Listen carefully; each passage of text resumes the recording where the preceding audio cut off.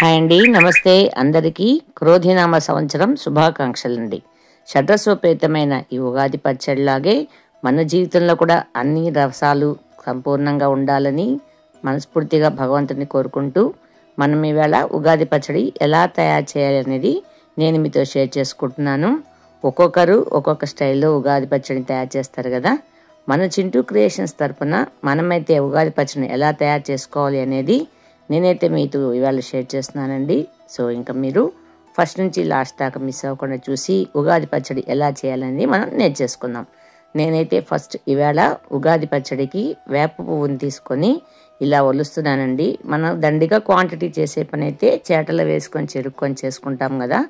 మనం చాలా తక్కువ క్వాంటిటీ చేసేటప్పుడు ఇలా వేప పువ్వు తీసుకొని ఓన్లీ పువ్వుని మాత్రం మీరు ఇలా ఒలుచుకొని అరచేతిలో వేసుకొని రుద్దుకున్నారంటే దానిలో ఉన్న మొగ్గలన్నీ వెళ్ళిపోయి కాస్త పువ్వు మాత్రం మిగులుతుందండి. సో చేదుగా ఉంటుంది కాబట్టి కొద్దిగా తీసుకోవాలి. ఇవైతే మా ఇంట్లో కాచిన మామిడికాయలండి. ఇవి ఇప్పుడిప్పుడే వస్తున్నాయి కదా, వగరు కూడా ఉంటుంది. వీటిని కూడా మనం సన్న ముక్కలుగా తయారు చేసుకొని కట్ చేసుకొని పెట్టుకోవాలి. నెక్స్ట్ కారానికి నేను ఈవేళ మిరియాల పొడిని వేస్తున్నానండి. చాలామంది అయితే పచ్చిమిర్చిని కూడా వేసుకుంటారు. పచ్చిమిర్చి కొంతమంది నచ్చుతుంది, నచ్చదు కదా. నేనైతే ఈవేళ మిరియాల పొడిని కొద్దిగా పొడి చేసి పక్కన పెట్టుకుంటున్నాను. ఇది కారం కోసం, చేదు కోసం వేప పువ్వు, వగరు కోసం మామిడికాయ, కారం కోసం మనం మిరియాల పొడి తీసుకుందాం. ఇప్పుడు కొద్దిగా స్వీట్ కోసం బెల్లం, కొత్తగా వస్తుంది కదా చింతపండు, అది కూడా దాదాపు ఉసిరికాయ అంత తీసుకొని బాగా నానబెట్టి జ్యూస్ చేసి పక్కన పెట్టుకోవాలి. ఇప్పుడు అన్నీ రెడీ చేసేసుకున్నాం కదా. మనం ఉగాది పచ్చడిని మనం మిక్స్ చేసుకుందాం.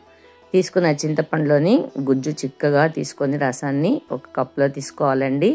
తర్వాత మనం రెడీ చేసి పెట్టుకున్న వేప పువ్వుని కూడా దీనిలో వేసి బాగా మిక్స్ చేసేసుకోవాలి. పులుపు చేదు వచ్చేసిన తర్వాత ఇప్పుడు మనం కారం, మిరియాల పొడి దంచి పెట్టుకున్నాం కదా కొద్దిగా, దాన్ని కూడా మనం యాడ్ చేసేసుకుందాం. సో ఈ మూడు వేసేసిన తర్వాత బెల్లం తురుమండి. నేనైతే కొద్దిగా వేస్తున్నాను, మీరు చూసి వేసుకోండి. బెల్లాన్ని మనం బాగా తురుము పెట్టుకుని అది కూడా వేసుకోవాలి. తర్వాత మామిడికాయ ముక్కలు వగరు కోసం అవి కూడా వేసుకొని కలుపుకోవాలి. ఇప్పుడు అన్ని రుచులు అయిపోయిన తర్వాత లాస్ట్లో జస్ట్ పించ్ ఆఫ్ సాల్ట్, కొద్దిగా ఉప్పుని మనం మిక్స్ చేసుకోవాలి. షడ్రుచులు మీకు తెలిసే ఉంటాయి కదా, ఉప్పు, కారం, తీపి, పులుపు, వగరు, ఇంకా చేదు, ఈ ఆరింటిని మనం మిక్స్ చేసాం కదా. ఇప్పుడు కొద్దిగా వాటర్ కూడా యాడ్ చేసుకొని, ఎందుకంటే బెల్లం మీకు కొద్దిగా మెల్ట్ అవ్వాలి కదా, అందుకని నేను కొద్దిగా వాటర్ కూడా యాడ్ చేసి మిక్స్ చేసేస్తున్నాను.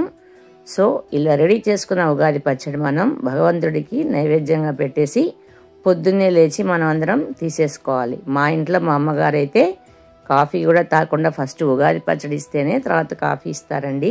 సో మన సబ్స్క్రైబర్స్ అందరికీ కూడా నేను ఉగాది పచ్చడిని షేర్ చేస్తున్నాను. అందరూ ఒకసారి ఉగాది పచ్చడిని తీసుకొని మీరు కూడా ఈ రుచిని ఆస్వాదించండి. చూశారు కదా ఎలా చేయాలనేది. సో ప్రతి ఒక్కరు కూడా ఈ ఉగాది పచ్చడిని ట్రై చేసి తప్పకుండా తయారు చేస్తారని అనుకుంటున్నాను. ఇంకొకసారి మన సబ్స్క్రైబర్స్ అందరికీ క్రోధినామ సంవత్సర శుభాకాంక్షలు తెలియజేసుకుంటూ సెలవు తీసుకుంటున్నాను. నమస్తే ఫ్రెండ్స్.